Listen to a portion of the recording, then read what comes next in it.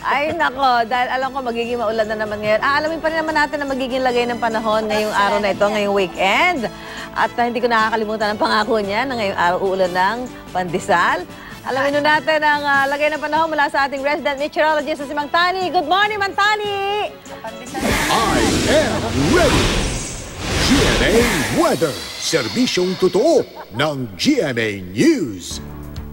Mang Tani, morning! Good morning, Susan. Akala ko nakaligtas na ako, Susan. Hindi. Okay. Pero Matandain hindi, kami. Yes, Susan, pero hindi pa rin tayo makakaligtas sa mga kapuso dahil ngayong araw po ay asahan yung maulap at uulanin pa rin ang Metro Manila ngayong araw ng Biyernes. At base sa datos ng The Weather Company, Susan, 3 p.m. hanggang mamayang gabi po, 90% hanggang 93% ang tsansa na naman ng thunderstorm dito sa Metro Manila. Pero sa umaga, mas maaliwala sa panahon ng asahan natin. Pero kahit na po may thunderstorm, tulad ng naranasan natin, maalinsangan muna bago bumagsak ang ulan. 39 hanggang 40 degrees Celsius po yung ating init factor dito sa Metro Manila. At sa ibang bahagi ng Luzon, mayroon ding mga pagulan dyan sa Bicol Region, lalo na dyan sa may Palawan, ilang bahagi ng Mindoro. At pagdating ng hapon, thunderstorm muli dyan sa may Ilocos Region, sa may Cordillera, hanggang dyan sa may bahagi ng Zambales, Bataan, at ilang lugar dyan sa may Central Luzon.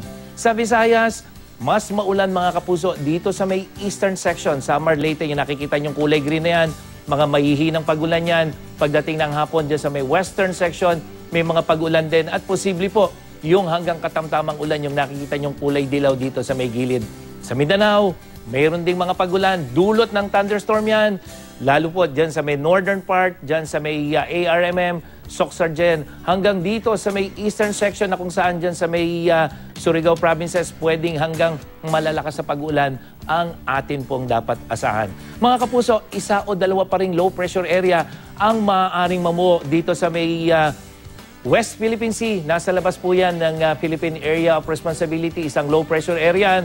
At dito sa may eastern section ng bansa, dyan sa may east of Mindanao, isang LPA din ang posibleng mabuo. At yung dalawang LPA po na yan ang magtutulong-tulong para unti-unting lumakas itong ating southwest flow o yung hanging habagat. At sa rainfall forecast po mula Sabado hanggang Linggo ng umaga, makikita natin mas maraming kulay dilaw at kulay green, lalo na dito sa may Metro Manila, dito sa may Bicol Region at ilang bahagi ng Visayas. Ibig sabihin yan mga kapuso, dito sa Metro Manila, mas maulan po lalong-lalo na pagdating sa Linggo. Kaya dapat yun yung ating paghandaan mga kapuso. Yan ang latest mula sa GMA Weather. Ako po si Nathaniel Cruz. Magplano para sigurado. I am ready. Serbisyong totoo ng GMA News. Maraming salamat, Mang Tani!